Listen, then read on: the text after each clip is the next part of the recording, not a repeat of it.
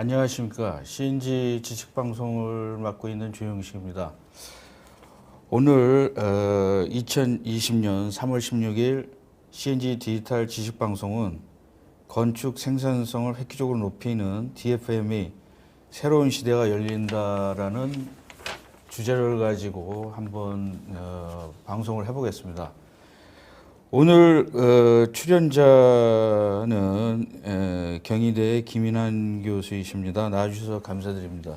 예, 우리 반갑습니다. 교수님은 그 전에도 BIM 쪽도 나오시고 여러 번 패널도 나오셨는데 요새 보니까 다 천하통일을 한 것 같아요. 학계가 기계 이런 조선 그다음에 건축까지. 어떻게 요새 활동은 어떻게 근황이 어떠신지 잠시만 좀 얘기를 해주시죠.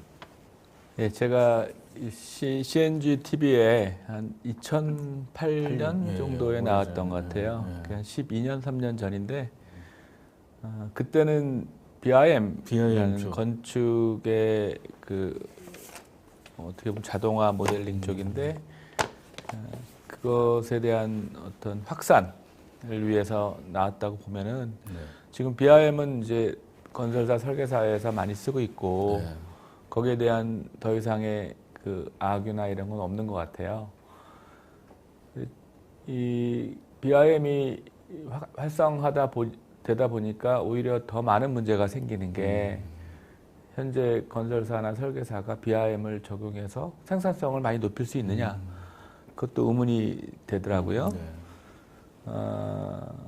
또 건설 산업이 결국은 3D 업종이라고 해서 많이 회피를 하고 있고 또 지금 같은 사회에서는 더 어려워지고 있고요. 특히 최저임금제 나오고 그래서 이런 건설 산업이 BIM과 더 연계돼 가지고 제조업과 합쳐져서 더 깨끗한 산업, 정확한 산업, 빠른 산업이 돼야 된다 생각이 돼서요. 제가 빌딩 스마트 협회도 20년 전에 설립을 했지만 한국 CDE 학회라고 있습니다. 예전에 한국 캐드캠 학회인데 그 CDE 학회의 회장을 맡아서 다양한 산업 분야, 우리나라 제조업이 강하지 않습니까? 그래서 제조업의 다양한 분야들과 건축, 건설, 토목이 합쳐져서 같은 방식으로 생산성을 향상시키자는 그런 방식으로 저희가 여러 가지 일들을 하고 있습니다. 예. 근데 사실은 약간 좀 공대 교수님들에 비해서 건축가 교수님은 약간 좀 인문계 쪽을 많이 한 것 같아요. 왜냐하면 사람의 거주 공간이라든가 이런 것들을 주로 하는 거 보니까 기계만을 하는 사람들보다는 약간 좀 사람 냄새가 전 개인적인 생각입니다. 사람 냄새가 조금 많이 나는 것 같아요. 그러면은 이제 틈틈이 이제 협회 얘기나 어떤 회장님의 한 비전도 한번 들어보겠는데 우선 오늘 주제가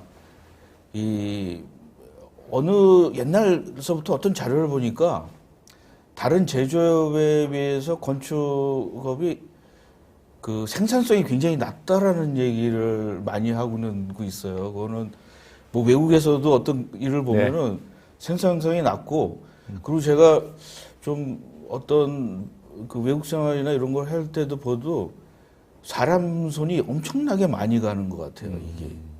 그래서 비용이나 이런 거가 줄이지를 못하는 거가 이제 생산성이라고 얘기를 하는데 그 비용을 제조업 같은 데는 로봇도 있고 3D 프린터나 이런 거 있어가지고 획기적으로 줄여가고 있는데 이제 건축은 CAD도 사용하고 이래도 획기적인 생산성을 못 줄이고 있는데 이번에 그거에 대해서 좀 설명을 좀 한번 해주시죠. 앞에 화면이 보이시는 거죠? 독자들한테. 제목이 오프사이트 모듈러 빌딩이라고 되어 있는데요. 저는 이제 건축 설계 사무소에도 있어 봤고 또 시공도 일부 참여를 해봤고 네. 전체 라이프 사이클에 대한 관심이 많았는데 현장에서 정말 많은 문제들이 생기죠. 그건 좀 더 말씀을 드릴 텐데 그래서 최근에 우리나라 국토해양부도 옵사이트 컨스트럭션 과제가 나왔어요. 그게 뭐냐면 현장에서 짓지 말고 공장에서 지어서 현장에서는 조립만 하자.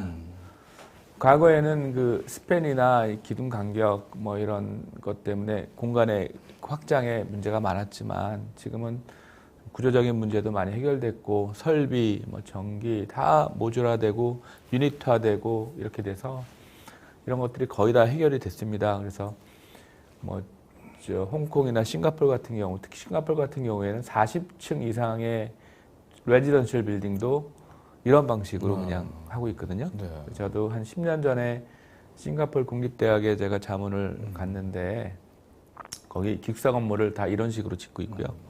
일본도 많이 짓고 있고 네. 또 유럽에서는 영국이 제일 앞서 나가고 있습니다. 그래서 기본 이제 재료 그 다음에 그 모듈이라는 건 작은 부품들의 모듈이고 그 다음에 이제 컴포넌트 그 다음에 이제 모듈들이 모여서 유니트화가 되고 그런 것들이 이제 미리 다 설치돼서 크레인으로 그냥 네. 딱 하고 조립하고 그러니까 거의 100% 건식으로 주택이나 오피스나 그 필요한 그 뭐 병원 건물이나 이런 것들이 다 지어질 수 있는 방식으로 가자 이런 얘기죠. 근데 이제 그 어떤 저런 거를 이렇게 만드는 공장은 건설회사에서 세우는 건가요? 아니면 좀 이게 약간 좀 하이브리드 같아요.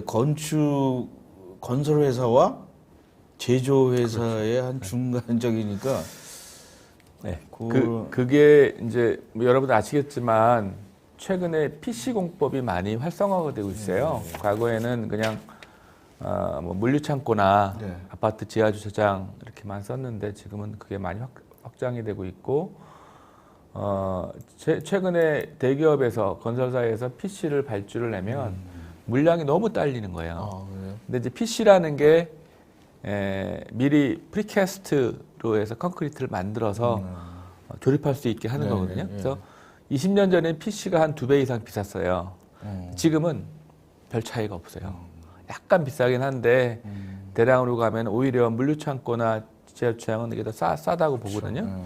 그래서 저는 이제 그 건설 회사가 공장을 가지고 있는 거죠. 또는 공장을 협력업체로 가지고 있으면서 일을 할 수 있게. 근데 그 공장이 구조체뿐만 아니라 전기 협력업체, 뭐 설비 협력업체, 모든 그 모듈화된 아이템을 만들 수 있는 그 부품들이 다 협력업체로 등록이 돼서 하는 거고, 심지어는 모듈화된 컨스트럭션을 할 수 있는 중장비 업체도 할 수 있는 거예요.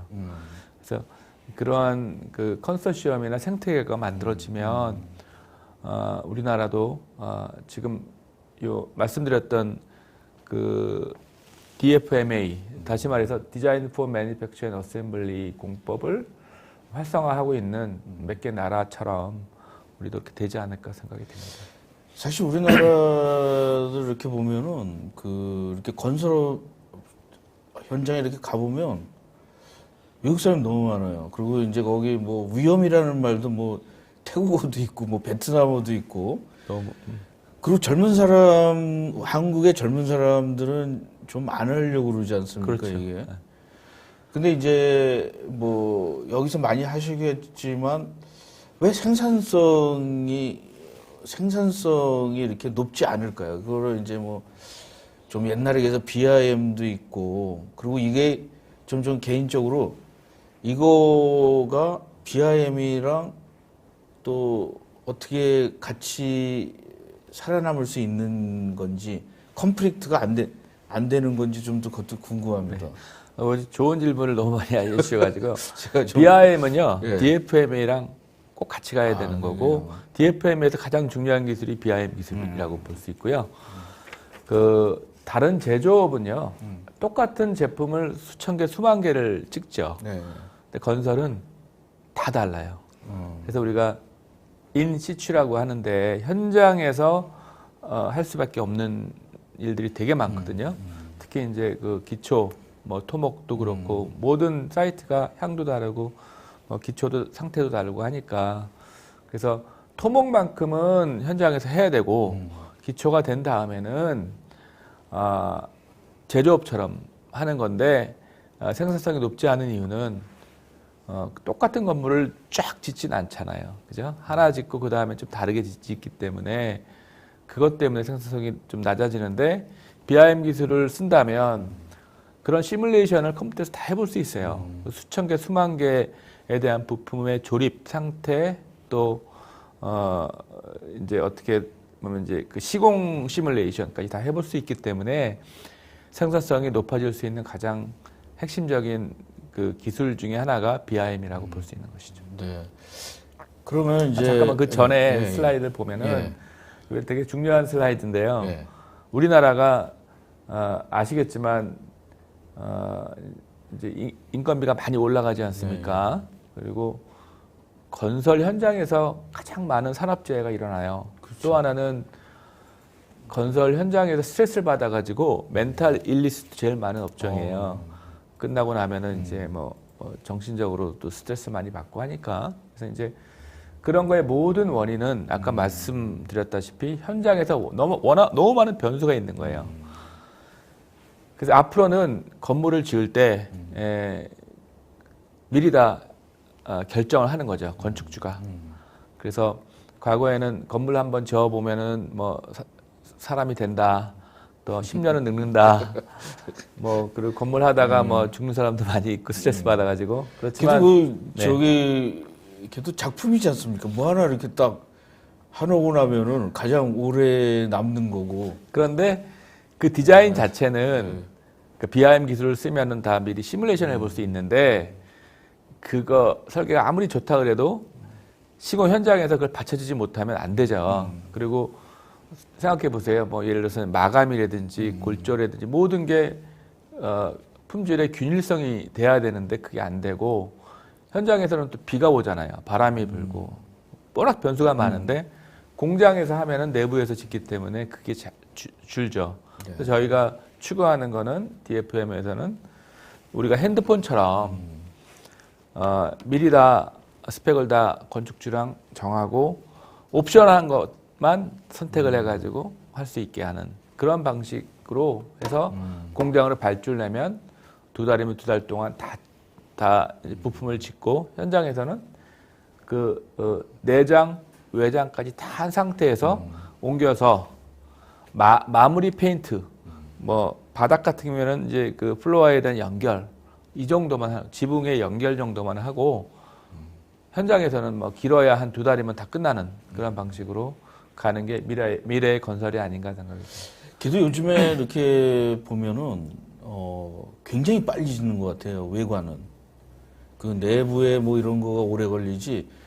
그 사람이 그러니까 아까 생산성은 모르겠는데 그 어떤 건물이나 이런 거가 빨리 올라가는 것들은 옛날에 비해서는 굉장히 빠른데 뭐 내부적으로 이러는데 시간이 오래 걸리는 것 같아요. 실제는 안 그렇습니다. 안 그렇습니까? 1930년대 엠파이어 스테이트 빌딩을 지을 때 그때도 한층 올라가는데 이틀 반, 일주일 정도밖에 안 들었어요.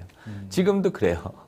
아무리 골조가 빨리 올라가도 양생하는 기간이 있기 때문에 기다려야 되고 뭐 비가 오거나 뭐 날씨가 추우면 양생하는데 문제가 생길 수도 있고 그래서 다른 거에 비하면 정말 생산성이 안 올라갔어요. 근데 저는 그때도 그랬었지만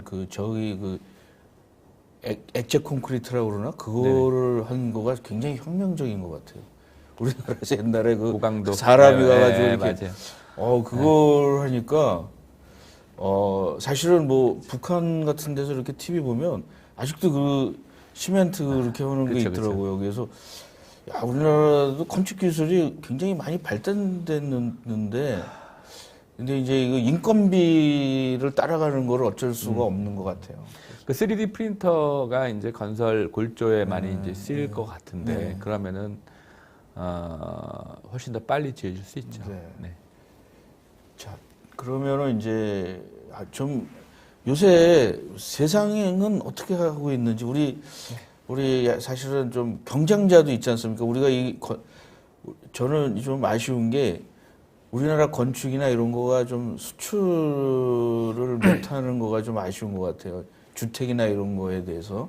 그래서 한번 좀 국제적인 트렌드는 어떤지. 네. 요거가 이제 다음이 한글로다가 할까요? 아니, 여기가 나은가요? 그 전에 싱가포르 먼저. 싱가포르. 네, 네. 그 가장 뭐 앞서간다고 할 수 있는 나라가 싱가포르입니다. 네, 네, 네. 네. 이 나라는 이제 2014년도부터 벌써 제조업 방식으로 건설을 짓고 있고요. 제가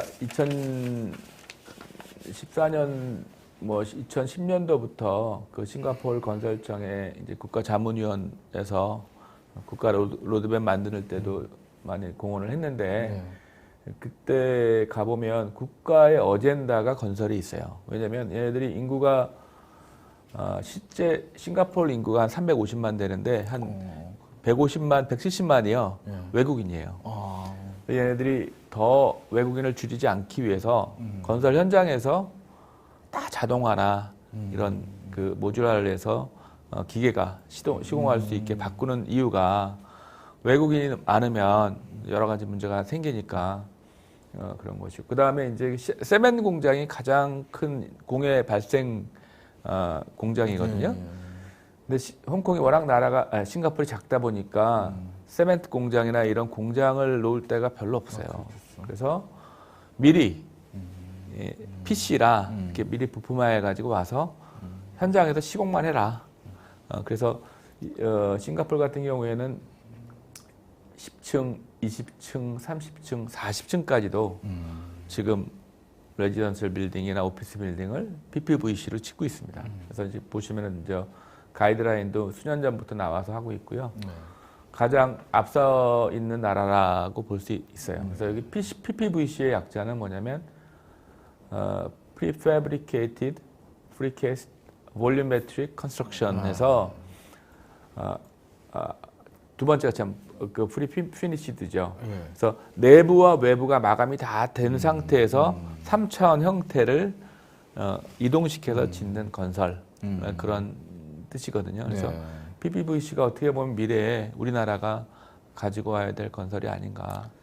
근데 사실은 뭐 좀 그 미래지향적이라고 생각을 하면 이런 날이 오겠다는 생각들은 이제 일반적으로 하는데 예를 들어서 그 기업 인더스트리 그러니까 그 기업이나 이런 현장에서 이걸 받아들이려면은 뭐 어떤 게 가장 걸림돌이 되는 게 있을까요? 법규죠. 가격이 쌉니까? 법규입니까? 그래서 제가 작년 9월에 이제 홍콩에서 이 큰 컨벤션이 있었어요. 이 주제로 제가 이제 키노스로 초청받아서 이제 했는데 그때 그 싱가포르 BCA의 그 이메리터스 체어맨이죠. 그 존경이 와서 저한테 하는 얘기가 본인이 제일 처음 했던 거는 싱가포르 관련 법규를 다 바꿨다. 그래서 저한테 자랑하는 얘기가 자기네들은 이게 이제 하나의 모듈이 지나가면 폭이 3.4m예요. 근데 우리나라는 3.1m 이상은 못 가게 돼 있어요. 몰래 국도로 다니는데 자기네는 이런 건설을 하기 위해서 이제 이동을 할 때는 앞뒤로 페트롤을 무조건 가게 바꿨다. 그러니까 세세하게 건설 관련 법규, 도로 법규에 관련된 거 무지하게 바꿀 게 많은데 그런 것들이 이제 서포트가 되는 상태에서 이게 같이 돌아가니까 되는 것이죠. 네. 그다음에 이제 또 홍콩이 있는데 홍콩은 또 다르게 진행이 되고 있습니까? 네, 홍콩은 가장 조건이 좋은 게요. 바로 2시간 거리에 선전이나 항저우나 이런 큰 도시가 있어요. 메일랜드. 그래서 얘네들은 그런 것들을 공장을 중국에 갖고 있으면서 홍콩이 워낙 좁으니까 바로바로. 그때 작년 9월에는 여기서 이제 큰 관련된 행사를 해서 시상을 했는데 그 시상 수상한 사람이 홍콩 공무원이고 디파트먼트 빌딩에 그 다음에 또 공동 수상한 사람이 항주에 있는 이 PC 공장 사장이더라고요. 그 회사인데 법규며 모든 거 바꾸는 정도가 워낙 상상을 초월합니다. 얘네들이 2019년도까지 뭐 거의 한 20-30% 건설을 다 이걸 하겠다. 네. PPVC나 얘네들은 이제 홍콩은 MIC라고 합니다, 주로. 그래서 이제 모듈러 인테그레이티드 컨스트럭션이라는 용어를 많이 써서 MIC 공법으로 많이 하고 근데 있고. 이게 뭐 차이가 있어요? 아까 말한 뭐 PC랑 그러니까 그 PPVC라는 거는 이제 3000 볼륨이고, 네, 그다음에 MIC는 그냥 모듈 기반으로 하겠다. 근데 결국 결과물은 비슷해요. 그래서 이거를 실제 하고 있는 그 사례가 있는데 제가 동영상으로 한 3분 정도 준비를 했는데 네. 한번 보시면 어떨까? 예, 지금 볼까요? 네네, 독자들의 이해를 높일 수 있으실 거예요. 저 건물이 샘플로 지어진 건물인데요. 네. 중국의 항저우에서 가지고 와서 지어진 것이죠.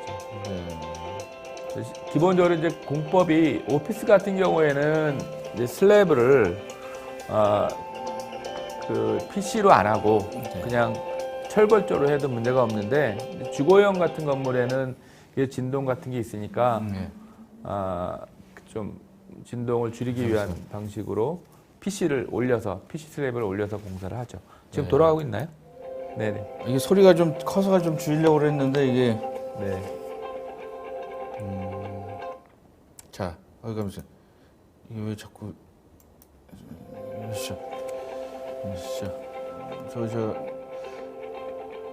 근데 저 건물 하나하나씩 다 저렇게 만드는 거군요. 아. 네, 이렇게 만들어서 저 공장에서 만들어서 가지고 오는 거죠. 하여튼 홍콩이나 싱가포르는요, 지금 핫 이슈가 빔이 아니고 DFMA와 MIC예요, 건설사랑. 그래서 그 홍콩 같은 경우는 이제 우리나라처럼 건설협회가 있어요. 네. 컨스트럭션 이노베이티브 컨소시엄이라고 있는데 거기에 많은 인력이 여기에 그 투자가 돼서 그 건설업체들 발굴도 하고 또 장려금도 주고. 근데 재밌는 사항은 홍콩이나 싱가포르요. 이런 공법을 쓰면은 장려금을 줘요. 인센티브를. 펀드가 있어서 우리나라도 이제 그런 펀드를 좀 마련해 주면 초창기에는 이제 돈을 좀 지원받아가지고 이런 건설을 하고 나중에는 이제 자기 비용으로 할 수가 있는 내공이 생기는 거죠. 근데 이게 사실은 우리나라가 조선업이 할 때 그 건축의 기술을 많이 갖다 했거든요. 조선이 shipbuilding이 이제 건축이랑 비슷하거든요.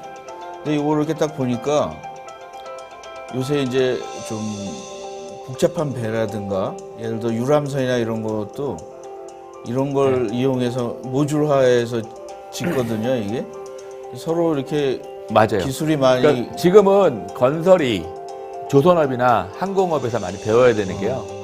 조선업 같은 경우는 다 모듈화돼 있고 그냥 뭐 곡면, 그러니까 캐빈 같은 거 보면 곡면으로 돼 있잖아요. 그런 것들을 건축에서 도입 안 할 이유가 없어요. 우리 비행기 타면은 아주 가벼운 부품으로 벽체를 만들죠. 곡면으로. 어디까지가 벽이고 어디까지가 지붕인지 모를 정도로 이렇게 만들고 창도 만드는데 이제는 이제 그런 공법으로 건설이 가야 된다. 여기 보면 이제 다 짓고 나서 저 보양재를 입혀가지고 가지고 오는 거죠.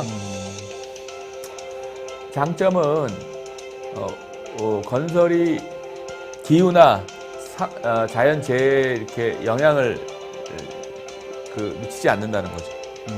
내부에서 져가지고 가지고 와서 짓고 또 혹자는 뭐 스팬의 중간에 기둥이 많지 않겠느냐 그렇지 않아요. 기둥을 다 없앨 수 있어요, 보로. 그래서 이제 이런 것들이 바로 그 PPVC 공법으로 만들어진 건물의 내부인데 실제 영국에서는 진짜 많이 하고 있고 네덜란드에서는 목조주택도 한 아파트, 목조주택 아파트를 물론 구조체는 아닙니다. 그렇지만 외장은 다 목조인데 PPVC 공법으로 MIC 공법으로 20-30층까지도 하고 있는 걸 봤습니다. 네. 재밌네요 이게. 다음은 이제 네. 지금 이제 중국도 뭐 홍콩이랑 중국이랑은 조금 다릅니까? 이제 중국은요, 네. 우리나라를 훨씬 앞섰다고 봐야 돼요. 그럴 수도 있죠. 예. 어떤 거에 대해서는 후발주자가 유리할 수도 있지 않습니까? 네. 그래서 이제 건설도, 뭐 제가 뭐 한국 공무원들도 잘 알고 하지만 공무원들이 너무 바쁘잖아요. 이런 거에 대한 신경을 잘 못 써요. 그런데, 제가 이제 중국 정말 많은 큰 도시에 초청을 받아서 가면 거기에 정말 키맨들이 다 나와요. 그리고 우리나라가 이렇게 가야 된다. 이런 그 PPVC 공보로 가야 된다. 그러고 지금 여기 보시다시피 2020년도에 하고 있는 어떤 주마다 경쟁이 되게 많아요. 예? 그래서 그 뭐 20년도에는 뭐 25%, 15%까지 다 이런 MRC 공법으로 간다든지 어떤 주는 25년에 30% 건물을 다 이걸로 짓겠다는 것도 있고요. 그래서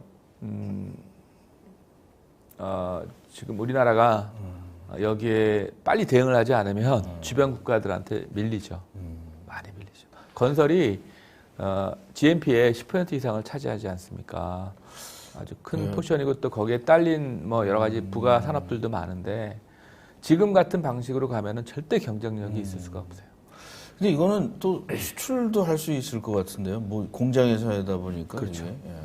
그래서 이제 그 GS건설이 가장 빨리 BRM이나 뭐 프리콘에 대한 이해도가 높아져 가지고 그런 식으로 많이 하고 있는데 최근에 그 GS건설이요.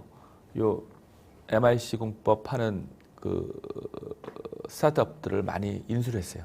미국 기업, 뭐 영국 기업, 네덜란드 기업들을 인수해 가지고 이제 비전을 가지고 하고 있는 데가 있고 포스코 건설도 많이 하고 있고 그래서 좀 비전이 있는 회사들은 이 방향으로 지금 가고 있고 이게 바로 미래다라고 생각하는 거죠. 근데 사실은 뭐 지금 이렇게 보니까 뭐 방향성은 뭐 확실한 것 같아요. 근데 이제 그걸 얼마만큼 속도나 그 현재에 있는 사람들과 부딪히지 않고 가는 게 좀 관건인 것 같아요. 예를 들어서 요즘에 나오는 그 타다도 사실은 가야의 길인데, 타다. 예, 그게 이제 그 어떤 정치적인 거랑 뭐랑 엮여져 가지고 우리는 굉장히 다른 나라에 비해서 중국이나 홍콩이나 싱가포르에 비해서 굉장히 돌아갈 수 있다라는 거죠. 사회적 비용을 엄청나게 주면서. 우리나라가 정말 민주주의 국가인 것 같고요. 그 다음에 지금 투표철이잖아요. 네, 선거철이니까 네, 그렇죠. 선거가 끝나고 나서 타협법에 대한 뭐 했으면 좀 달라질 수 있을 텐데 지금은 표가 중요하니까. 지금 뭐 아무 생각. 근데 한 가지 그 이렇게 건축이나 뭐 건축사나 뭐 이런데 협회나 이런데 있는 분들 중에 국회의원 하시는 분들이 있어요? 몇 분, 건축 전공하시는 몇 분이 계신데. 근데 별로 이렇게 건축에 대해서 뭐 이렇게 얘기하는 그렇죠. 걸 못 봐가지고. 요새는 뭐 현안이 다 그런 게 아니고, 뭐 민감한 사항들이 많이 또 대두가 되니까 그런 것 같아요. 그래도 그 협회라는 거에 도움을 많이 청하잖아요. 보통 협회를 하면 그 국가에서 협회 의견 같은 걸 많이 듣지 않습니까? 그런데 그런 어떤 많이 전달을 하고 있습니까?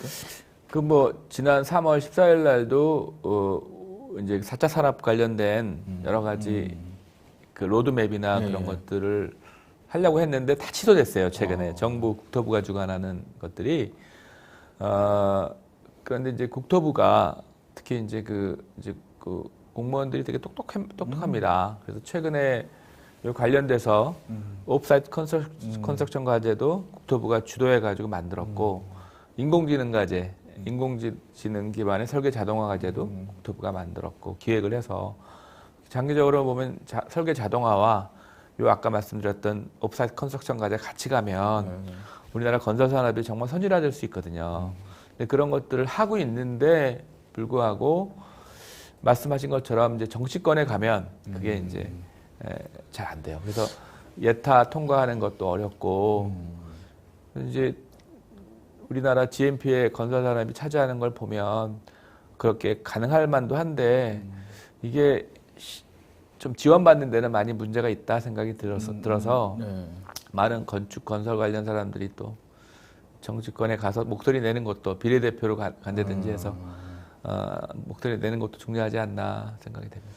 그리고 사실 저도 이제 그 정부의 프로젝트나 이런 걸 해서 뭐 사무관들이랑 이런 사람들을 저도 같은 생각이 똑똑하긴 해요. 근데 이제 거기도 순환을 하지 않습니까? 근데 이제 이게 요새 세상은 전문화돼 있지 않습니까? 그게 문제예요.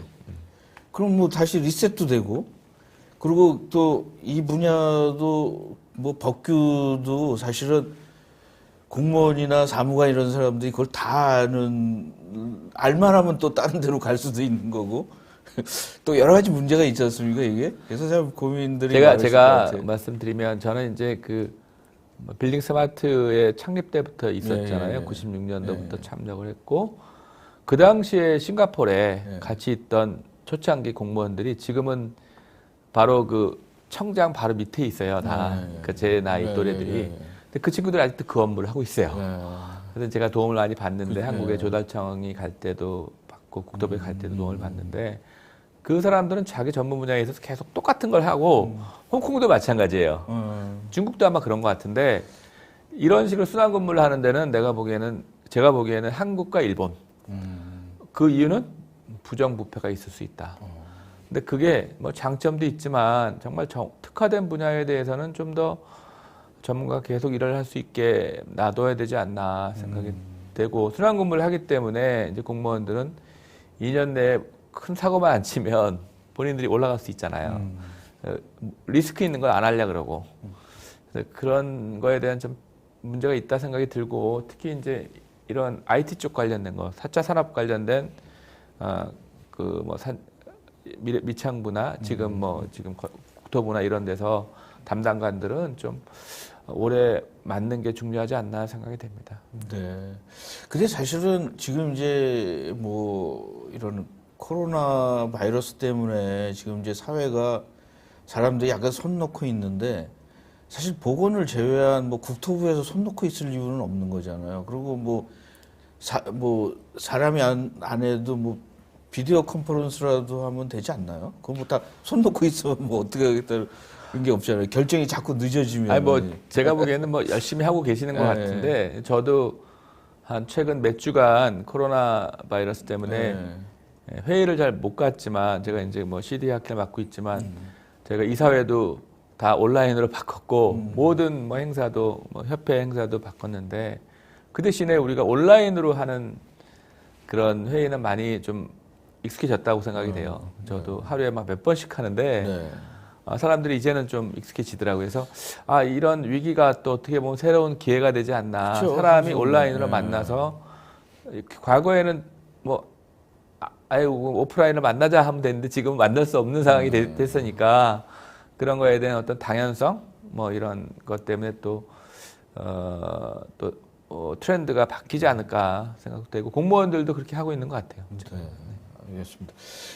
지금 이제 본격적으로 Introduction of DMP라고 그래가지고 이거를 이제 다 정리를 조금 해주셔야 될 것 같아요. 이제 자 이제 좀 그동안 전에는 약간 좀 이렇게 트렌드나 뭐 가벼운 건데 지금은 이제 약간 정리를 해주셔야 되는데 좀 어려운 것 같은데요.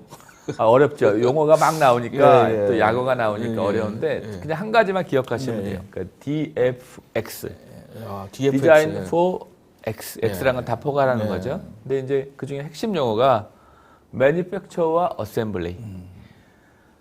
그러니까 우리가 흔히 건설에서는 디자인 for 그냥 컨스트럭션이잖아요. 그런데 그 컨스트럭션이 일반이 아니고 제조업에 맞는 디자인을 해라. 그 다음에 조립할 수 있게 디자인을 해라. 이거거든요. 그러면은 그 디자인이요. 결국은 가상 건설 시뮬레이션까지 해봐야 되는 디자인이기 때문에 DFMA가 상당히 영역이 커져요. 그래서 저는 현재 DFMA 협의체가 하나 필요하지 않나 생각이 되고 DFMA에 동참하는 모든 건설의 생태계 구성원들이 그 기술들을 제공하고 하는 거죠. 그래서 이쪽에 플랫폼도 만들어야 되고 그러면 이제 DFM의 협의체에서 내가 모듈화된 설계를 할 수 있어. 그럼 그 설계사무소들이 인증을 받고 가입을 하는 거고 내가 DFMA를 할 수 있는 건설사야. 그 건설사는 지역마다 다 있어야 돼요. 예. 만들어야 되고 전기도 모듈화를 해야 되거든요. 인증을 받은 모듈을 생산하는 업체는 가입을 해야 되는 거고 또 뭐 예를 들어 간단하게 뭐 화장실에 유닛을 한다. 그 화장실 유닛도 보면은 그 변기가 있으면 변기 뒤에가 과거에는 바닥 배관이었지만 벽면 배관으로 바뀌어야 돼요. 네. 그래서 쫙 설치하고 끝나는 거예요. 바닥도 과거처럼 방통을 습식으로 하지 않고요.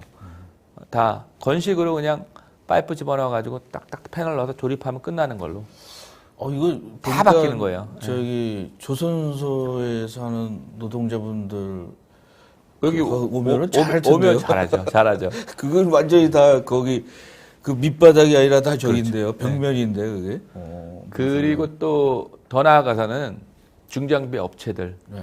그러니까 DFMA를 해서 우리가 이제 이동을 시킨다. 그러면은 하나의 볼륨을 이동시킬 수 있는 뭐 트럭 업체들, 뭐 카고 크레인 업체, 뭐 예를 들어서 이제 그 하나의 볼륨이 경량 철골조일 때는 톤이 뭐 한 10톤, 많아야 12톤이지만 이게 프리캐스트 콘크리트 같은 경우는 25톤까지도 올라가요. 네. 근데 이제 그 다리 길이에 따라서 뭐 50톤, 100톤 크레인이 와야 되니까 내가 인증받아서 이걸 해봤어. 또는 경험이 있어. 그러면은 우리가 인증을 해주고 하는 거죠. 그런데 저는 이 가능성을 정말 많이 보는 게 건설 업체들, 아주 큰 건설 업체가 아닌데 조금 중간 정도의 건설 업체 대표들이 저한테 더 이상 못 해먹겠대요. 왜냐면 나중에 하자보수 뭐 클레임이 더 많이 들어오고 사고 많이 생기면 또 산재 또 해줘야 되고. 근데 이거는 미리 다 좀 준비가 되기 때문에 그런 걸 줄일 수 있지 않을까요? 그렇죠. 이렇게 되면은 건설 업체가 더 선진화가 될 수 있고 리스크가 없는 거죠. 예. 그래서 이제 그 주식 시장에서 제일 위험한 게 불확실성이잖아요. 그럼 주식이 내려가잖아요. 네. 근데 DFM을 하면 건설 산업이 불확실성이 정말 줄어요. 그 이제 굉장히 더 안전하게 그리고 빠르게도 할 수 있는 안전할 수 있고 향후에 혁신적인 이제 거네요. 로봇이 이제 왔다 갔다 하면서 다 제작을 할 수 있는 것이고 네. 그래서 자동화까지도 갈 수 있는 것이죠. 그다음에 이제 디자인 for manufacturing and assembly라는 용어는 이제 뭐 기계나 뭐 이런 데서도 많이 나왔는데 이게 이제 저기에 도입이 되면 건설 현장에서 도입이 되면 굉장히 좀 혁신적일 것 같습니다. 근데 이제 그 옛날 전통적으로 우리가 그 트레이닝을 받은 건축가 나온 이런 학생들에게도 이런 것들이 어느 정도 전달이 될까요, 지금? 결국은 그러니까 아직 주니어들은 예. 여기에 대한 개념이 없을 수 있어요.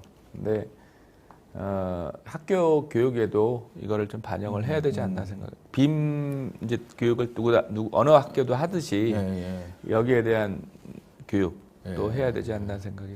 근데 이제 빔도 초창기에는 거의 뭐 저항이 많았잖아요. 그래서 지금은 뭐 모든 대학에서 BIM은 뭐 다 가르치죠. 가르치는 거죠. 그래서 이제 뭐 그런 것들이 또 학교나 교수님들이 모여가지고 자기 그런 것들 스탠다드라고 그러나 그런 것들이 우리 이런 부분에서의 표준화 같은 것들은 어떻습니까? 세계적으로 뭐 표준화가 있습니까? 그 우리나라에서도요. 모듈 국가 모듈화 과제가 크게 되고 있고요. 실제 실증자들도 막 지어지고 있어요.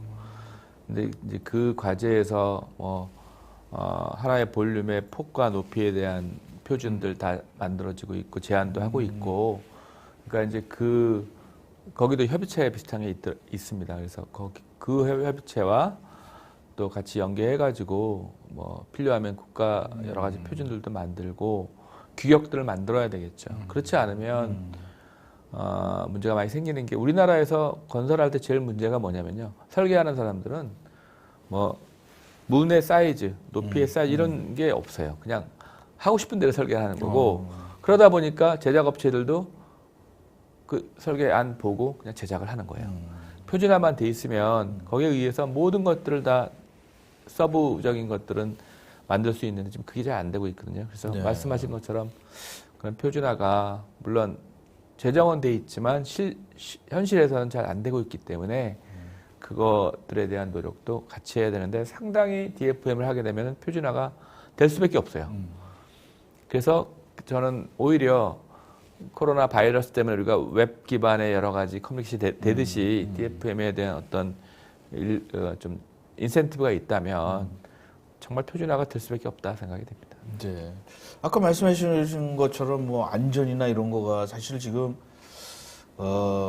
안전에 대해서 굉장히 많이 신경을 쓴다 그래도 사고가 그렇게 아주 많이 나죠. 생각보다 많이 나니까 많이 나요. 그게 왜 그런지는 모르겠어요. 실제 이제 대형 건설사나 뭐 좀 뭐 도급순위 한 100위권은 괜찮은데요. 네. 그 우리나라 건설사 뭐 거의 10,000개가 넘어요. 뭐 활동하는 업체들도 한 뭐 7, 8천 개가 되는데 밑에 들어가면요. 뭐 그냥 대충 하는 경우가 많이 있고 안전교육 이수를 해야 되지만 현장에서는 비용이 제일 중요하니까 비계를 매야 되는데 안 매고 그냥 하다가 떨어져 가지고 산재하다가 뭐 워낙 많아요. 그런데 이제 그런 것들에 대한 리스크도 우리가 국가적으로 가장 큰 손실이고 해외 가면은 싱가포르나 홍콩은 공무원의 존재가 뭐냐면 국민의 안전이다 이렇게 얘기하거든요. 안전한 건설을 하기 위해서 또는 안전한 생활을 할 수 있게 공무원들이 도와주는 역할이라고 하고 있는데 우리나라도 이제 그 바뀌고 있죠. 그래서 우리나라도 국가안전처 해가지고 뭐 안전 관련 부서들이 많이 있지만 아직까지 건설은 안전하지 못해요. 네, 그래서 그런 것들을 좀 함께 같이 우리가 그 보완해 나가는 측면에서는 가장 좋은 방안이 이러한 건설 방식이 아닌가 생각합니다. 네. 그 화면에 보이시는 것도 보면은 PPVC 공법인데 한 층에 한 유닛을 그냥 올려요. 네. 네, 올리고 어떤 뭐 벽체는 그냥 비어 있을 수도 있죠. 그러면 이제 연결돼서 거실이 만들어지고 하는데 저렇게 되면 공기가 적어도 3분의 1 이상 줄어들고 품질도 보장되고 그렇죠. 근데 여기 이제 피라미드 그림을 보면은 이제 굉장히 많이 상위가 뭐 가장 높게 가야 되는 거고 밑에 저기가 있는데 이것도 굉장히 여러 종류로 발전되어 온 것 같은데 이게 사실은 뭐 주로 어느 나라에 유럽 같은 데서 많이 발전된 겁니까? 이게 뭐 그러니까 이제 그 모듈라 공법이 이제 활성화된 나라가 좀 추운데 추운 나라 북구 이런 데는 1년에 공사할 수 있는 기간이 뭐 한 5, 6개월밖에 안 돼요. 한 9월부터 춥기 시작해서 한 4월까지 추우니까 그래서 이제 뭐 스웨덴 같은 데는 정말 이런 식으로 많이 짓고 있고 그 다음에 영국이 제가 보기엔 제일 앞서 나갔다고 볼 수 있고요. 미국은 이게 활성화가 안 된 이유가 그런 회사가 있으면 국가가 워낙 크니까 이동을 또 해야 되잖아요. 그럼 이동 비용이 많이 드는 거예요. 그래서 이제 지역별로 큰 회사는 없고 좀 중소규모 그런 제작 회사들이 있는데 활성화가 돼 있지만 그래도 미국은 아직 제가 보기엔 이쪽으로 포커스를 안 하고 있고 작은 나라들 말씀드렸다시피 뭐 홍콩, 싱가포르, 그다음 호주 이런 데도 호주는 지역별로 많이 거기 인건비가 워낙 비싸니까 우리나라 세계에서 뭐 건설 단가가 제일 높을 거예요. 아마 개인 그걸로 볼 때는 그래서 그런 나라들이 많이 돼 있고 또 일본이 상당히 앞서 있어요. 일본 일본 가보시면은 조그만 호텔 들어가면은 다 비즈니스 호텔은 다 우리가 prefabricated bathroom unit에서 PBU라고 하거든요. PBU 그냥 딱 들어가 껴지는 거예요. 화장실은 그냥 미리 제작돼 들어가는 거죠. 근데 이게 이제 이렇게 고정이 됐는데 이거 띄어낼 수도 있어요? 아, 좋은 말씀 하셨는데요. 네. 우리가 플랫폼 비즈니스가 이게 가능한 게 내가 10년 살고 가족들이 다 컸어요. 네. 애들이 네. 그러면 둘이 살아야 되잖아요. 예. 그러면 한 층을 떼서 딴 데 팔 수가 있어요. 네. 그리고 용도를 바꿀 수도 있고. 그래서 우리 핸드폰 중고 파는 것처럼 네. 이제는 제품이니까 5년, 10년, 15년마다 바꿀 수가 있어요. 그리고 뭐 지붕 모양도 바꿀 수가 있고 네. 그런 플랫폼 비즈니스가 이제 이쪽에서는 가능한 거죠. 그게 이제 한 그 20, 30년 전에는 그냥 뭐 50평, 60평짜리를 굉장히 선호했잖아요. 우리나라 네. 아파트도. 그리고 지금은 이제 다 나가 사니까 이제 그게 문제가 되는 거죠. 이게 그 유집이나 이런 거에서 나눠서 맞아요. 살 수도 있고 그랬으면. 그래서 거기 말씀하신 거에 좀 덧붙인다면 이제 우리 지구가 하나밖에 없지 않습니까? 그리고 계속 우리 지구는 노화가 돼가고 뭐 자원도 고갈되고 환경은 파괴되어 가는데 건설 집이라는 개념도 우리가 재활용이 돼야 되거든요. 그 다음에 땅이 우리가 이제 재산 가치가 아니라 주거의 개념으로 바뀌어야 돼요. 그러면 내가 정말 좋은 땅이 있어요. 여기 전원주택 살고 싶어. 근데 기껏해야 한 20년 살고 우리는 다시 들어와야 돼. 그러면은 20년 임대를 하는 거예요. 그래서 거기다 지고 20년 후에 깨끗하게 옮겨가지고 또 자기 원하는 데 지을 수 있는 거죠. 근데 지금까지 집은 한번 전하면 옮기질 못했잖아요. 네. 그러면 그게 다 건설 폐기물이 되는 거거든요. 네. 건설 폐기물은 정말 회복이 안 돼요. 그래서 그 친환경적인 방식의 건설이 바로 PPVC 방식이고 MIC 방식이다. 진짜 이 건설 폐기물이 우리나라 같은 경우에는 참 네. 문제가 나중에 심각할 것 같습니다. 왜냐하면 이게 그 일단 묻을 수밖에 없잖아요. 이게.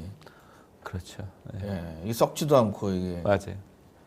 그래서 그 다음에 이제 또 요거는 무엇입니까? 요거는 이제 굉장히 세분하게 이제 크게 이제 세 가지로 돼 있죠. 네. 그 스트럭처, 그 구조 쪽 분야와 건축 분야랑 MEP 분야. MEP라는 건 설비나 파이핑 얘기하는 건데 이 구조 분야, 그러니까 골조 부분에서는 약 40%를 세이브한다는 얘기예요.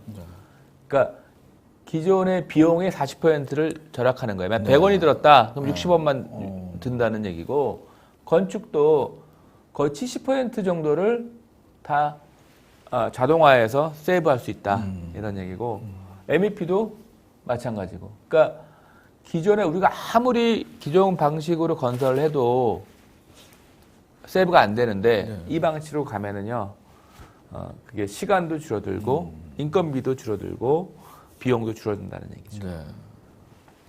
그러니까 일단 요즘에는 이제 그 뭐든지 라이프 사이클이 빨리 변하기 때문에 옛날에 한 번 지면 뭐 한 100년도 살고 어떤 데는 한 50년도 살고 그랬는데 지금은 이제 어떻게 변할지는 아무도 모르는 거지 않습니까? 하도 변화가 심하니까. 그렇죠. 네. 그래서 뭐 80년대에 우리는 그 재건축만 했지 않습니까? 이게 이제 그 늘리는 걸로다가 다 부셔버리고.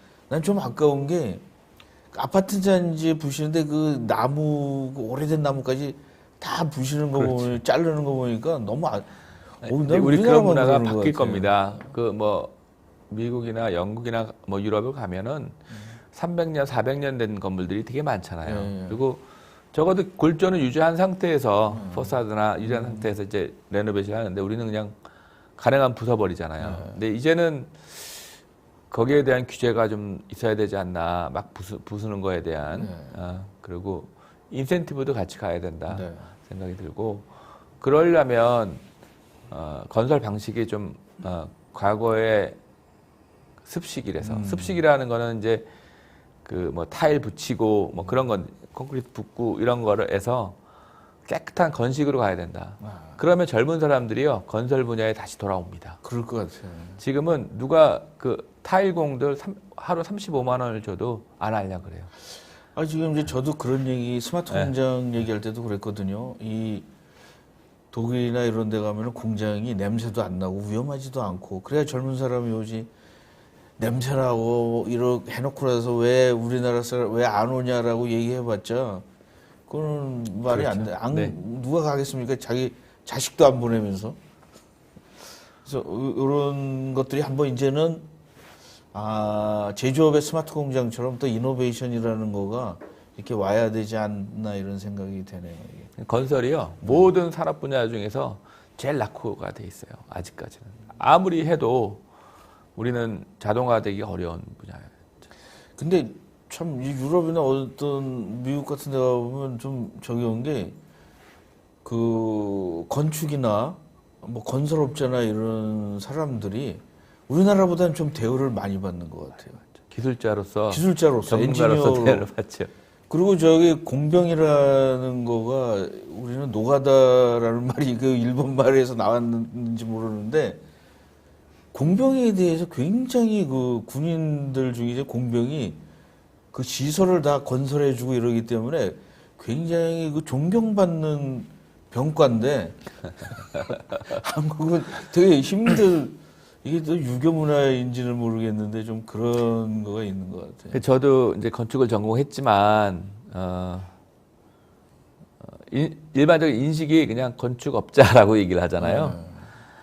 근데 제가 생각하는 미래의 건설이 이렇게 바뀐다면 건축은 진짜 전문가가 하는 거다라고 인식이 바뀔 수도 있고 거기에 이제 예술적인 측면도 우리가 건축이 있으니까 그리고 깨끗하고 네, 이게 오히려 좋죠. 네, 네. 그리고 그렇다고 해서 더 창의적이지 않느냐 이건 아니에요. 왜냐하면 모듈화가 된다고 해서 더 뭐 규격화가 되는 게 아니거든요. 예를 들어 싱가포르 랜드스케이프를 보세요. 다 이렇게 했지만 우리나라 아파트처럼 획일적이지 않잖아요. 그러니까 오히려 제약 조건, 컨스트레인트가 많을수록 더 창의적인 설계가 많이 나와요. 근데 제가 들어봤는데 그 나라에서는 법규 중에 똑같은 거를 지으면 뭐 벌금은 내거나 이렇게 맞습니다. 못하게 예, 싱가포르 그래요. 그렇다고 그러더라고요. 예, 똑같은 건물을 지을 수가 없게 돼 있어요. 근데 우리는 그냥 하나 해가지고 어디 가서도 교보 빌딩 같은 거가 비슷한 게 전국에 다 있지 않습니까? 이게 좀 아쉽습니다. 이게 건축. 그러니까 우리 건축 설계하는 분들이 저는 이제 단가가 너무 낮아요. 그러니까 설계가 좀 더 다양화되려면 단가도 많이 받아야 되고 그래야 되는데 이제 문제는 건축주들이 설계는 무형의 가치니까 그냥 가져갈 수 있다고 생각하기 때문에 그러게요, 이게. 그냥 카피해서 그냥 쫙 복사해서 쓴다는 생각을 하고 있어요. 근데 이런 거에 대한 인식도 바뀌어야 되고 규제도 바뀌어야 되고 또 건축가들에 대한 자존감도 스스로 좀 높일 필요가 있지 않나. 설계가 진짜 어렵거든요. 우리 이런 얘기가 있어요. 그러니까 설계비의 100배까지도 우리가 가치를 높일 수 있다는 얘기예요. 설계가 좋으면 그 부가가치가 100배 이상 높아져요. 그러니까 건설 비용보다. 예를 들어서 스페인의 빌바오 뮤지엄 가면 그 스페인 딱 들어가면서부터 빌바오 가는 사인이 다 있거든요. 그 도시는 그 빌바오 뮤지엄 때문에 살았어요. 네. 가우디 건물도 마찬가지고, 뭐 우리나라 그 동대문 디자인파크도 그 자하디드가 설계했는데 많이 올라갔잖아요. 근데 제가 그 동대문 디자인파크 설계 자문위원이었는데 빔 쪽에 그때 사람들이 왜 이렇게 비싸게 하고 힘들게 하냐, 설계비를 많이 줬냐. 네, 저도. 자하디드를 불러다가 막 공격을 했어요. 그래서 내가 아니 그분 설계한 사람이고 우리가 뽑은 사람인데 설계 공모를 해가지고 그 사람에 대한 공격을 왜 했느냐, 여기 컨텍스트에 맞냐 안 맞냐 하는데 그러면 그 설계를 주지 말았어야죠. 그러니까 그런 가치를 우리가 좀 존중할 필요가 있지 않느냐 생각이 되고, 뭐 에펠타워도 마찬가지예요. 그 당시에는 아무도 인정 못했지만 나중에는 뭐 파리의 상징이 되지 않았습니까? 그래서 이제 디자인에 대한 가치를 좀 일반 국민들도 많이 좀 리스펙트 해야 되지 않나 생각이 됩니다. 저는 어디 여행 가도 뭐 쇼핑몰 같은 데는 안 가도 이렇게 좀 건축물 괜찮은 데는 다 구경하거든요. 그렇죠. 그 뭐 일본도 보면 가끔가다 이게 건축물이 괜찮은 데가 좀 있는데 한국은 드물어요 이게 점점. 그래가지고 아파트만 너무 많고 그래서 저는 이제 저 가족들이랑 가끔가다 그 동대문 그 DDP 가는데 멋있더라고요 사실은. 그만한 가치가 오래 생명을 갈 수 있지 그렇죠. 않습니까? 네. 저는 그게 부가가치라고 봐요. 우리나라 국력을 그런 건축물로 또 우리가 충분히 이제 높일 수 있다고 생각이 됩니다. 좀 아쉽습니다. 일찍 돌아가셔서 그분이 이게 머리를 많이 쓰는 직업인가 봐요. 이 아키텍처가 보니까 그게 이 자기 명성을 가지고 이제 많이 하다 보니까 이제 그리고 저기 이제 좀 시간이 지금 뭐 다 지났어요. 말씀 제가 드린 것처럼 시간이 굉장히 빨리 갑니다. 그래가지고 요 자료는 이제 오픈돼 있으니까 네. 조금 더 공부하실 분들은 요걸 보시면서 공부를 하시고 이제 질문을 조금 받을까 그러는데요. 이게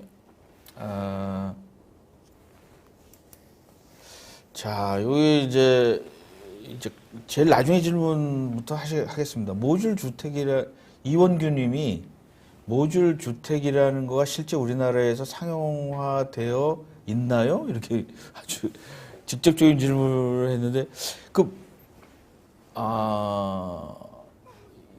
상용화 됐습니까? 지금 할 수 있습니까? 그렇죠. 실제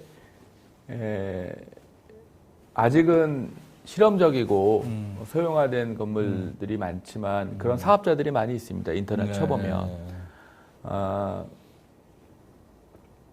주택 중심으로 돼 있고 또 국가에서도 뭐 천안도 그렇고 10층짜리까지도 이제 실증 단지를 짓고 있거든요. 그래서 그런 것들이 서서히 상용화가 되고 있는데 아직까지는 그 품질이나 표준 측면에서는 좀 많이 떨어지기 때문에 좀 더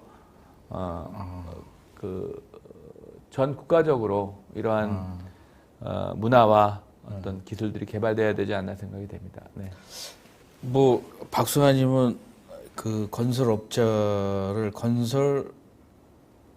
사업자로다가 바꿨습니다라고 그러는데 저는 사업가라고 그랬으면 좋겠어요. 자보다는 왜냐면 이게 사업가잖아요. 이게 패키지지 않습니까? 이게 자는 그냥 한 사람이 가서 일하는 거고 사업가는 이렇게 여러 개를 다 뭐 전기, 뭐 MEP도 있고 뭐 이거 다 해야 되지 않습니까? 통칭하는 사람들이지 그렇죠. 않습니까? 설계 시공 뭐 이런 걸 다 해서 제가 건설업자라는 용어를 썼다면 그거는 제가 잘못한 것 같고요. 이렇게 바뀌었는데 일단 사과드리고 건설업자라는 게 현재 문제가 있어서 제가 이거를 바꾸자는 개념으로 말씀을 드린 거고 뭐 저도 건설 사업자로 바뀌었다는 건 알고 있습니다. 근데 앞으로는 이제 건설업이 또는 종사하는 모든 분들이 대우를 받으려면 기존 방식에서 우리도 스마트하게 바뀌어야 되지 않나 그런 측면에서 제가 말씀을 드린 거고요. 네. 저는 좀 이노베이션이나 이런 걸 엔터프르너라고 그러는데 그런 분들이 좀 나왔으면 좋겠어요. 건설에서도 조금 아이디어를 가지고 그렇죠. 이렇게 하는. 그래서 뭐 이 비용을 가지고 막 하다 보면은 이제 그냥 업자가 돼버리는 거지 않습니까? 거기에 코스트에 맥락에다 가지고. 그 다음에 선정호님은 전통적인 건축비 비용 산출 방식이 온사이트 개념에서 모듈러나 공업화 주택의 경우 공장 생산 부분에 겹치면서 계산 오차가 크다고 알고 있습니다. 그 차이를 명확하게 전통적인 건축 비용 산출에 녹여낼 수 있는 연구가 필요하다고 생각합니다. 뭐 굉장히 핵심을 찔러주신 것 같아요. 네네. 비용이 아무래도 새로운 생산 방식은 또 새로운 비용이나 이런 거가 될 수밖에 없는 것 같습니다. 좋은 말씀 해주셨어요. 예. 지금 저희가 연구 과정에서도 고민하고 있는 게 그러면 실제 비용보다 더 싸야 되거든요. 근데 솔직히 말씀을 드리면 PC에서 제작해서 갖고 오는 비용이 현장에서 타설하는 비용보다 비싸요. 그런데 종합적으로 한번 볼 때는 또 그게 비싸진 않아요. 그래서 PC를 많이 쓰는데 말씀하신 것처럼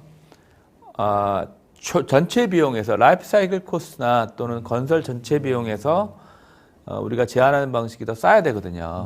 거기에 대한 것들이 당장 싸느냐 아니면은 몇 번 해보고 더 싸지느냐 아니면은 처음 몇 년은 더 비싸지만 뭐 정부 지원이나 아니면 좀 여러 가지 메커니즘을 통해서 혜택이 있으니까 우리 같은 경우는 10년 후에 철거해서 다시 쓸 수 있는 그러한 또 재활용의 관점이 있기 때문에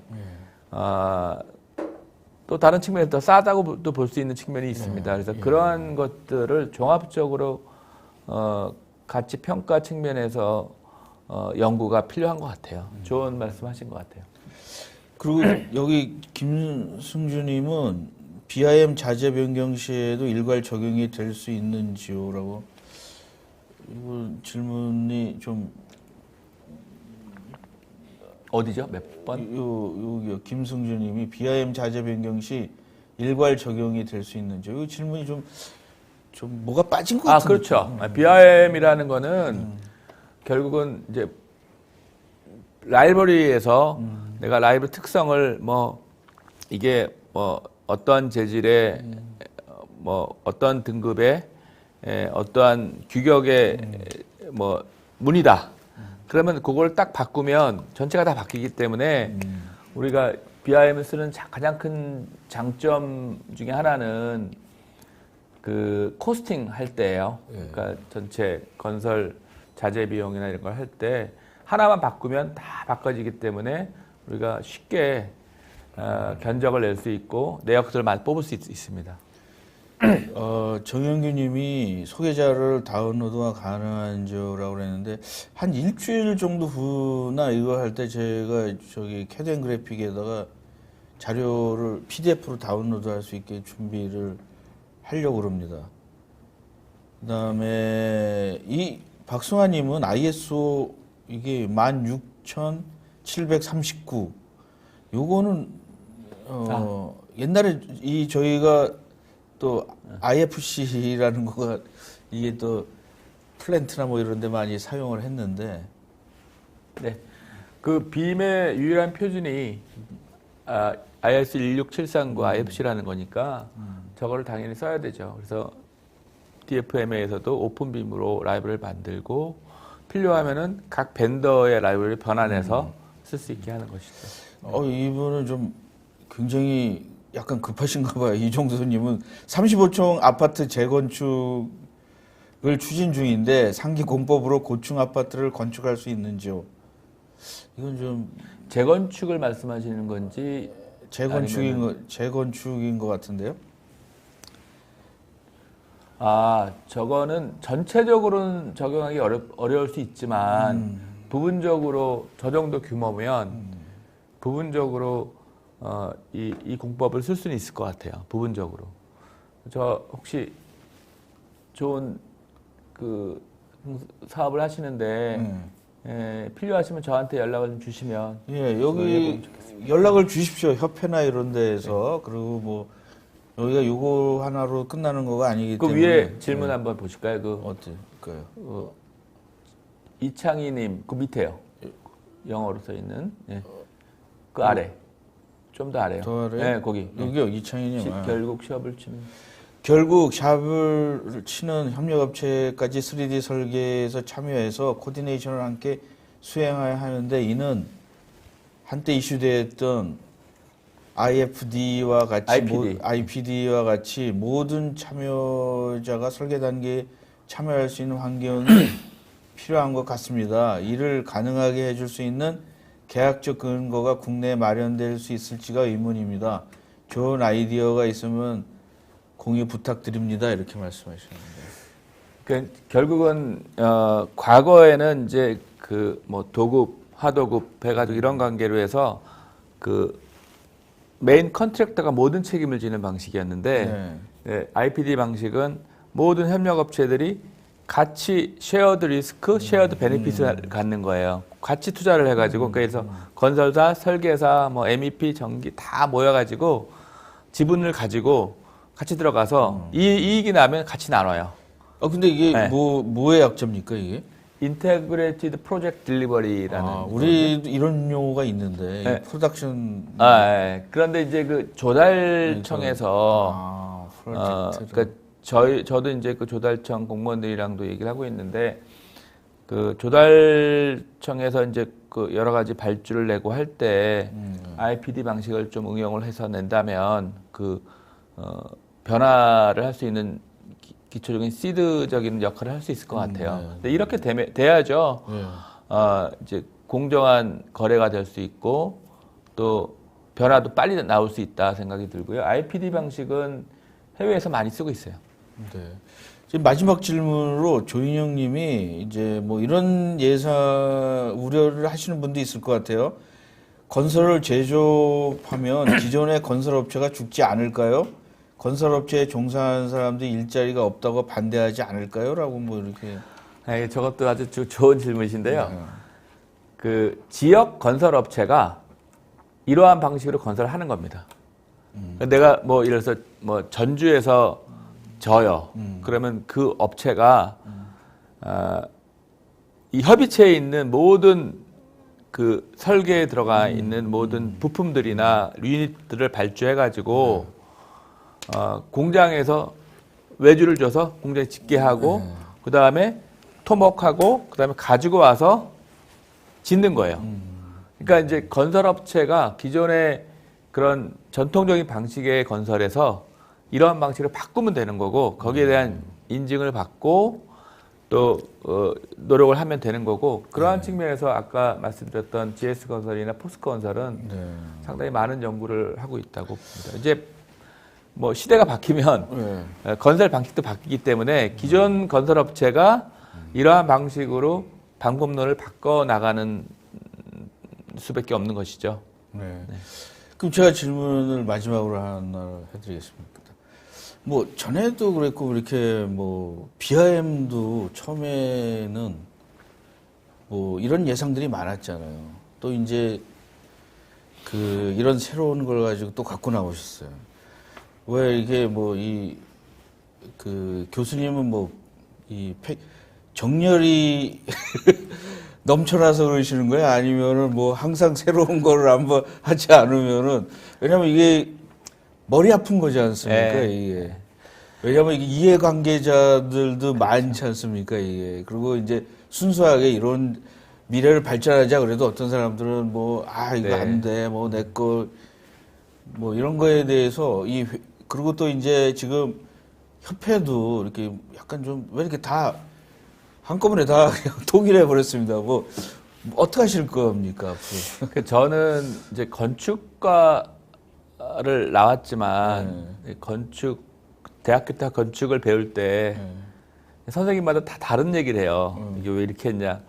너무 이게 합리적이지 않고 주관적이고 해서 이제 그 보편적인 방법론에 대한 관심이 있어서 컴퓨터를 공부하고 싶어서 컴퓨터를 공부했고 제가 영국에서는 또 전산과 교수를 했고 그때 95년도에 제가 AI in Engineering 코스를 제가 개설해가지고 인공지능을 가르쳤었어요. 그땐 영국의 대학에서. 그리고 이제 왔는데 이 BIM이라는 것들에 대한 그 전에 연구를 했지만 이게 도입이 필요하다고 해서 했는데 문제가 뭐냐면 그때 IMF가 98년도에 왔었어요. 그래서 2008년도까지 저는요 손가락 빨고 있었습니다. 아무리 얘기해도 아무 건설사 설계사 BIM 할 때가 아니다. 근데 2007년도부터 아마 저 2008년도에 만나셨을 텐데요. 그때부터 BIM에 대한 관심을 가지고 해서 그때부터 되더라고요. 10년 또 해보니까. 그래서 저는 이제 DFM가 될 것 같아요. 조만간 관심을 가지고. 저도 자랑을 하나 하면 이 방송이 한 몇 년은 앞서가요 항상. 그래서 뭐 처음에 나왔을 때 뭐 BIM이든 뭐 다른 뭐 크라우드든 저도 좀 성격이 좀 그 앞에 가는 거 좋아해가지고 이런 걸 소개를 하잖아요. 그런데 사실 힘들어요. 이게 사실은 처음에는 힘드시죠? 예. 그 저항이라는 것이 있거든요. 가는 길이 명확해도 저항은 있거든요, 항상. 그래서 우리 분야에 그래도 가장 대표적이고 거의 유일한 모든 부르는 사람이 다 오잖아요. 와서 그렇죠. 우리나라 제조업이 솔직히 말하면 일본, 중국, 그다음에 핵심이 한국이에요. 그렇죠. 제조업이 정말 강국인데 지금 어떻게 보면 위기거든요. 이제 중국은 계속 더 커지고 있고 일본도 핵심적인 기술은 그대로 갖고 있는 상태에서 우리가 샌드위치 상태인데 그래도 한중일이 제일 앞서 나가 있고 네. 세계적인 뭐 어떤 중심적인 역할을 해야 되는데 저는 이제 CDA 학회가 제가 이제 국제 컨퍼런스나 컨그레스 만드는 이유가 우리나라가 이제 리딩이 될 수 있다 생각이 되고 그 방향이 아까 말씀드렸던 4차 산업적으로 가야 되지 않나. 그리고 뭐 저는 CDA 학회를 맡고 있지만 그중에 한 축인 건설도 이러한 방식으로 가지 않으면 우리나라가 이제 해외 나가서 솔직히 건설이요. 해외에 나가서 수주를 했지만 저가 수주가 많았어요. 근데 항상 적자예요. 그래서 그걸 바꿀 수 있는 정말 핵심적인 기술이 아닌가 이런 것이 아닌가 생각이 됩니다. 예, 그래서 앞으로는 좀 그 이 협회 이렇게 그 모임에서 아까도 말씀해 주셨지만은 어떤 모임을 만들어서 한번 좀 한국이 주도적으로 수출할 수 있는 그 국내 건축만 하다 보면 이게 사실은 국내만 하다 보면 서로 그 시장이 뭐 폭발적으로 커지는 건 아니잖아요. 그래서 전 세계로 한다 그러면은 뭐 아시아나 뭐 이런 데만 하면 커지는데 이거 국내만 하면 굉장히 그 힘들어지는 것 같아요. 그래서 그런 것들을 좀 오늘 좋은 자리였다고 생각이 됩니다. 오늘 네. 방송 여기까지 마치겠습니다. 오늘 나와주셔서 감사드립니다. 네, 감사합니다. 예. 좋은 시간. 감사합니다. 자주 나와주십시오. 네, 저보다 더 나은 분들 제가 많이 추천해 드리겠습니다. 감사합니다. 예, 학회에서. 네.